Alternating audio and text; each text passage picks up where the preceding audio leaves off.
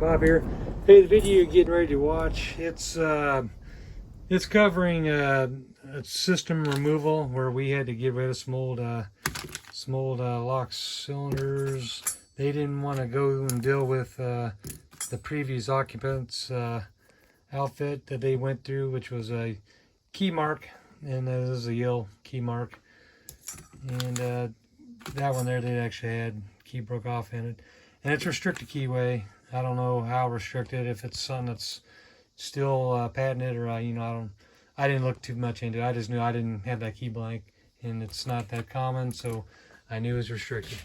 And it's restricted enough that I'm not going to mess with it, and I wasn't going to try to deal with the key mark, and I didn't think they wanted to either. So I opted to go on ahead and use the best core. Now, I usually would use my cylinder eater if I was doing a bunch of these, and I did 8 of them, but the problem I also have with the cylinder eater is they have a key mark die, but this is an interchangeable core, so it didn't really matter. But the interchangeable core part is, even if you can get this key to fit in there, it wasn't going to line up with where you need the drill lug to be.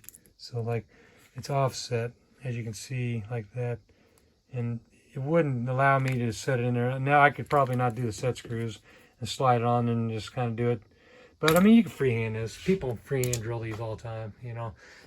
Sometimes these cores go bad. Sometimes you get a master pin that wedges in there, and there's no way to break it free. Sometimes the keys get stuck in there, and you can cut the bow and drill it. But regardless, you know, we have to just go on ahead and freehand it, because with this key itself, I wasn't going to be able to get that to move over the way I wanted to. So once you get your mark set, you go on ahead and use your screwdriver, and you crank it to where you got the control lock position, and then you can just pull the whole thing out like that, and that's it. And that's all we did. And then you want to clear all the debris from the inside there, make sure you're good. In the video, this is the first time he's ever drilled an interchangeable core, actually the second time, so I recorded him. But every time he was drilling, he would kind of stop. He was counting the number of pins, and even if you think you know how many shear lines you have in there, or how many pins you have, it doesn't hurt to count just in case. So these here had 6. Best, this one we had right here, that was actually 8. I mean, I'm sorry, 7. I was looking at these other things. Yeah, I had 7 pins in that, and so this was the first one he ever got to drill, and I had him drill it out so he knew what it was like. So that's 8 pin or 7 pin, and then the key mark of the Yale ones were 6 pin, and so we'd already kind of had a drill bit taped off, ready to go. I measured it out for him, so he kind of knew. But I still, you know, I always recommend you count the number of shear lines, because you never know if you go from one office area to another, maybe they use 7 pin and instead of 6. So and you don't want to drill into the back of their lever. Usually there's a little gap, as you can see. So sometimes you go through, sometimes you won't. But with these, you know, you didn't have to worry about it. But if you see the difference, what happens? 6, you want to make sure when you get that 6th one, that was the back wall, and then he hit the back of that, which was fine, you know. So that was on the key mark one in the video. I'm not showing drilling the best one. Anyways, that's what I wanted to go through. That's why I didn't use the cylinder eater, because I know some of the people know I got a cylinder eater because I showed on some other videos. This would work great if you had a key blank that would hold straight and would allow you to get the correct shear line. You got the shear line for your lug, and then you got the other hole right here that would allow you to drill and save the top pin so you could decode it. I wasn't going to worry about decoding it because the key mark key, it's restricted, and I don't have a way to cut it anyways. Even if I could get a blank, the way these are sitting in your key machine are a little odd anyways.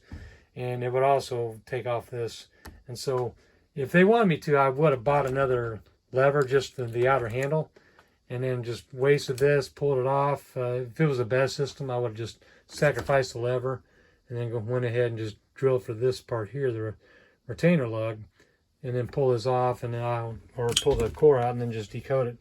And just drop the top pins out and measure the top pins. But we won't worry about that. So anyways, stay tuned. The video's next, and this is second time dealing with interchangeable core. And so with these, you want to drill fast RPM. Make sure you drill steady, and you'll see we tried to have to maintain to keep that steady in there. And you also want to secure the handle, because as it grabs, it may try to throw it down. That could cause you to break a drill bit. So that's why I was holding that. Now I put a trash bag over the lever so that the chips could fall into it. All right, thanks for watching. Enjoy the video. Okay.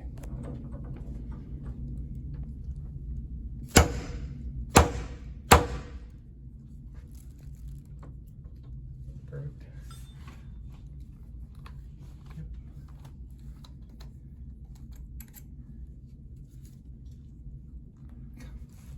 Use a center drill.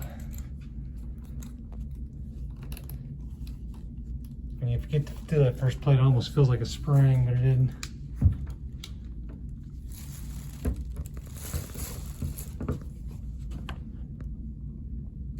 No.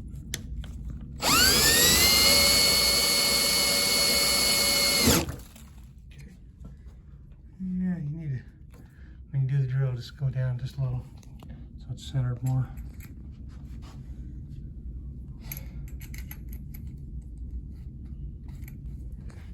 That hair off, but it's not going to hurt us what we're doing.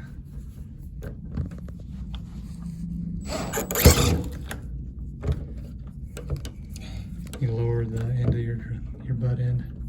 Oh. Make sure you're going straight.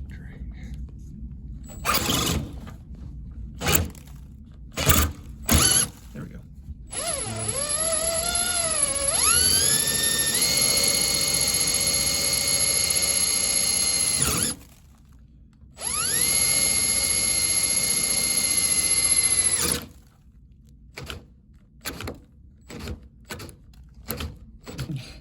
Back it off. You're going crooked. Yeah. Keep it fast with the RPM. Keep it fast. Keep it off.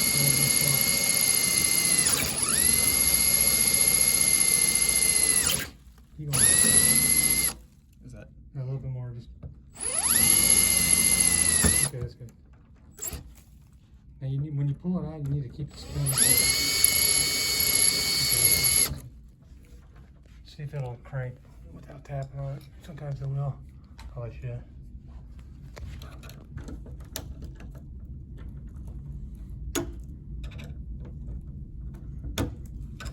Oh wait, it's clockwise, right? It's not cranked all the way. It needs to be almost in 1 o'clock position. Yeah, it's not good. All right, so tap on it.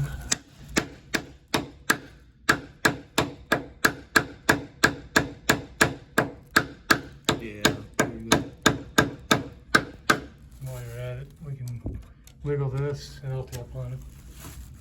Some of these will come out. Wiggle, put the screwdriver in the, just kind of wiggle back and forth. There you go. Okay, I'm gonna keep it at 1 o'clock. And try to do this. Pull it up. Got it? Yeah. Good job. Okay, now clean that out. There's what we got. You gotta be careful going through that. Let's see if it's not tomorrow. It did, but it didn't hurt nothing. Yeah. Okay. Alright, and then grab this one here. You need the control keys. Right here. Those are the ones that That's control, that's the. And there's a little bit more chip there. Make sure it's cleared out. Okay, here's your control. Oop.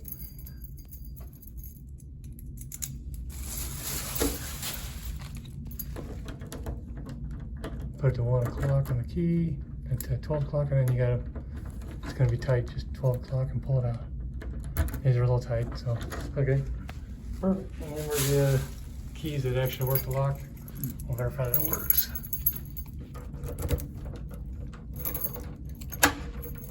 Perfect. Good job. Good job.